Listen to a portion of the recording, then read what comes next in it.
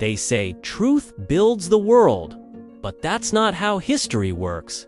What really shaped our world were lies.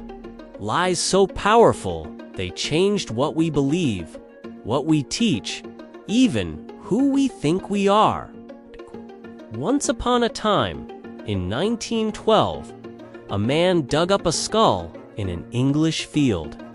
Newspapers screamed that it was the missing link between ape and man. For 40 years, the Piltdown Man stood as proof of evolution. But it was fake, a mix of human skull and orangutan jaw glued together. A lie that fooled the brightest minds and rewrote the human story for half a century. Then there was the ancient document that gave the Pope authority over half the world, land, kingdoms, divine rule. The Church waved it like proof of destiny. For centuries, no one dared question it, till scholars discovered the language was wrong, the ink to new, the parchment to clean. The donation of Constantine, one of history's greatest power forgeries. In 1835, a New York newspaper printed that telescopes had discovered cities on the moon, forests, lakes, winged people, even temples. The world went wild. Readers believed they had seen the dawn of cosmic civilization. Only later did the editors admit it was all a prank. But it proved one thing: control the story, and you control belief. A century later, miners in California pulled a human skull from deep inside ancient rock layers. Scientists declared it millions of years old, rewriting timelines of human existence. But tests decades later showed it was planted, a practical joke buried by a bored miner. One fake skull twisted an entire field of archaeology. In the 1980s, the world thought Hitler's personal diaries had been found. 60 notebooks full of secrets.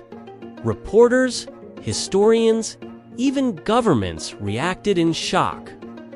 Until experts found the handwriting was fake and the ink was modern.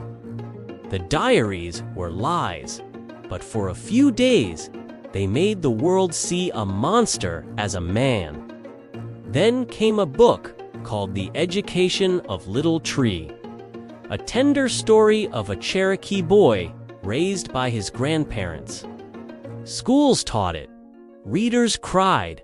It sold millions. But the truth was brutal. The author wasn't native. He was a former white supremacist. The story that claimed to heal wounds was born from someone who caused them. In France, the Louvre once displayed a golden crown said to belong to an ancient king.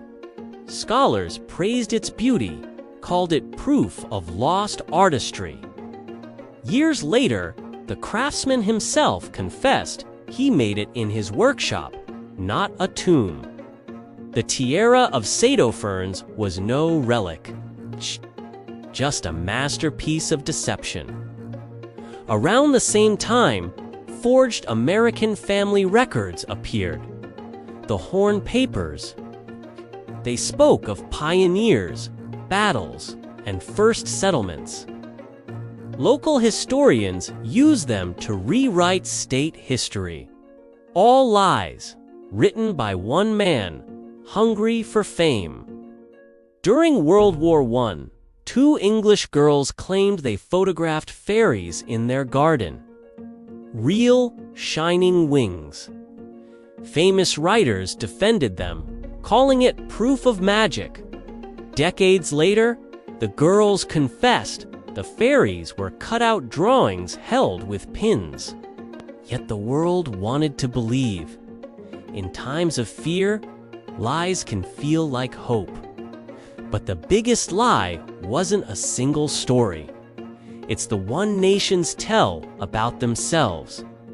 The idea that history is pure, noble, heroic, that empires were born from freedom, not conquest, that liberty was given, not stolen. We grow up inside these lies, and they shape our pride, our hate, our identity. The truth is buried under flags and songs, because history isn't truth.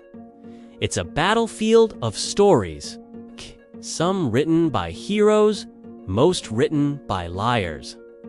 And the question is, how many of those lies are we still living today?